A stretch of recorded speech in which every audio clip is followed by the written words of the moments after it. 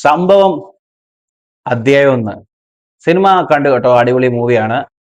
ജിത്തു സതീശൻ സംവിധാനം ചെയ്ത ഒരു സിനിമയാണ്. അടിപൊളി എന്ന് പറയുമ്പോൾ ഒരു ത്രില്ലർ മൂവിയാണ്. കാടിന്റെ അകത്ത് ചെയ്തിരിക്കുന്ന ഒരു സിനിമയാണ്. ടെക്നിക്കലി ഭയങ്കര അടിപൊളിയായിട്ടാണ് നിൽക്കുന്നത്. നല്ലൊരു ഹുക്കൊക്കെ നമുക്ക് കിട്ടുന്നുണ്ട് മൂവിയിൽ. ആക്ച്വലി ഇതൊരു ടൈം ലൂപ്പ് മൂവിയാണ്. ശരിക്കും പറഞ്ഞു കഴിഞ്ഞാൽ ലൂപ്പുകൾ ഇടയ്ക്കിടയ്ക്ക് കയറി കയറി മാറി മാറി വരുമ്പോൾ നമുക്ക് ചിലപ്പോൾ ഒരു ചെറിയ ഓക്വേർഡ്നെസ് തോന്നുമെങ്കിൽ പോലും നമ്മളെ ആ ഒരു വിഷ്വൽസും ആ ഒരു എന്താ പറയാ കട്ട്സും കാര്യങ്ങളും എല്ലാം കൂടെ വരുമ്പോൾ നമ്മളെ കറക്റ്റ് പക്ക പിടിച്ചിരുത്തുന്നുണ്ട് മൂവി. അതായത് നമ്മളെ ബോറടിപ്പിക്കുന്നില്ല, എന്നാൽ ബോറടിപ്പിക്കുന്നുണ്ടോ എന്ന് ചോദിച്ചാൽ ചില ഭാഗങ്ങളിൽ ബോറടിപ്പിക്കുന്നുണ്ട്. പക്ഷെ ആ സോൾ ആ സിനിമ നല്ലതാണ്. അഷ്കർ അലി നന്നായിട്ട് ചെയ്തിട്ടുണ്ട്. പിന്നെ സെന്തിൽ രാജാമണി, വിനീത് കുമാർ, അങ്ങനെ ഒരുപറ്റം താരങ്ങളുള്ള ഒരു സിനിമയാണ്. കുറച്ച് പോലീസുകാരും ഒക്കെ ആയിട്ട് ബന്ധപ്പെട്ട ഒരു മൂവിയാണ്. എനിക്ക് ആ സിനിമ ഇഷ്ടപ്പെട്ടു, വർക്കായിട്ടുണ്ട്.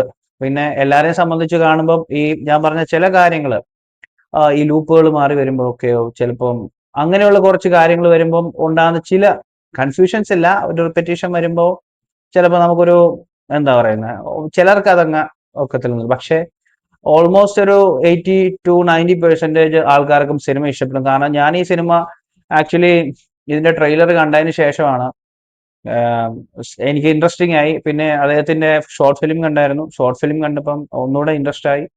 അതിന് ശേഷമാണ് ഞാൻ ഈ സിനിമ കാണാൻ വേണ്ടി പോയത്. ആൻഡ് ഇറ്റ്സ് ടു ഗുഡ് എന്ന് ഞാൻ തന്നെ പറയും. A good movie which have its own lays. അടിപൊളിയാണ്, നന്നായിട്ട് ചെയ്തിട്ടുണ്ട്.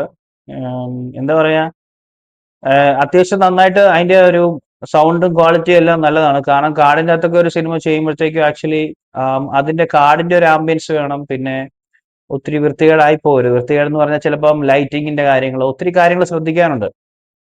അപ്പൊ എന്തുകൊണ്ടോ അങ്ങനെയുള്ള കാര്യങ്ങളെല്ലാം നന്നായിട്ട് തന്നെ ശ്രദ്ധിച്ച്, കാരണം അദ്ദേഹം നന്നായിട്ട് പണിയെടുത്തിട്ടുണ്ട്.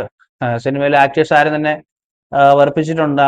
എന്താ പറയാ ഒരു വെറുപ്പിക്കാതെ തന്നെയാണ് പോയിരിക്കുന്നത്. കുഴപ്പമില്ല. അപ്പം അഷ്കർ അലി എന്ന് പറയുമ്പോഴത്തേക്ക് നമുക്കറിയാം നമ്മുടെ ആസിഫ് അലിയുടെ അനിയനാണ്.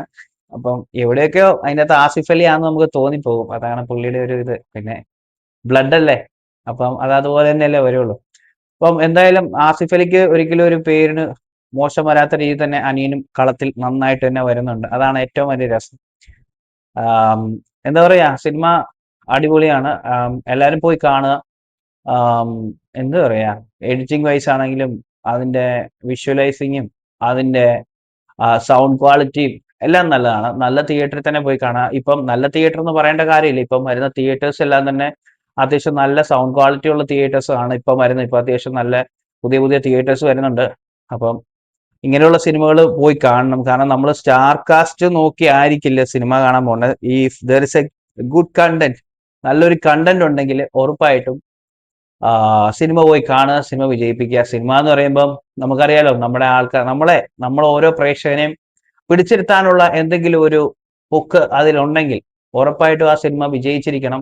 അല്ലാത്ത പക്ഷം ചില പടങ്ങൾ ഇറങ്ങി എന്താ പറയാ, തിയേറ്ററിൽ നിന്ന് പോയി OTT വന്നതിന് ശേഷം സിനിമ കണ്ടതിന് ശേഷം പറയും, oh it's too good, it's a good movie, but എന്തുകൊണ്ട് തിയേറ്ററിൽ ഈ സിനിമ വർക്കായില്ല. അങ്ങനെ പല പല സംസാരങ്ങൾ നമ്മൾ കേൾക്കാറുണ്ട്. പക്ഷെ അങ്ങനെ ഒന്നും സംഭവിക്കരുത്. നല്ല സിനിമയാണെന്ന് കേട്ട് കഴിഞ്ഞാൽ തിയേറ്ററിൽ പോയി കാണുക, എക്സ്പീരിയൻസ് ചെയ്യുക. കാരണം എന്താണ് അതിലൊരു ഉള്ളത് എന്നുള്ളത് എക്സ്പീരിയൻസ് ചെയ്യുക. അതാണ് എനിക്ക് പറയാനുള്ളത്. അങ്ങനെ ഈ സിനിമയും നന്നായിട്ട് തന്നെ ചെയ്തിട്ടുണ്ട്. ഡയറക്ടർ കൊള്ളാം. ഡയറക്ടർ ആദ്യം തന്നെ പ്രൂവ് ചെയ്തിട്ടുണ്ട് അദ്ദേഹത്തിന്റെ ഷോർട്ട് ഫിലിം വഴി. ബട്ട് സിനിമയിലേക്ക് വരുമ്പം എന്താ പറയാ, അത് ഡയറക്ടർക്ക് തന്നെ അതിൻ്റെതായ ഒരു ഹാറ്റ്സ് ഓഫ് കൊടുക്കാതിരിക്കാൻ പറ്റില്ല. കാരണം ഇങ്ങനെ ഒരു മൂവി ചെയ്ത് അത് ആൾക്കാരെ പിടിച്ചിരുത്താൻ പറ്റുന്നുണ്ടെന്നുള്ളത് തന്നെയാണ് ഏറ്റവും വലിയ ഒരു നല്ല കാര്യം. ബൈ ദ വേ, എല്ലാവരും പോയി സിനിമ കാണുക. Support the movie. It's a good movie. Thank you.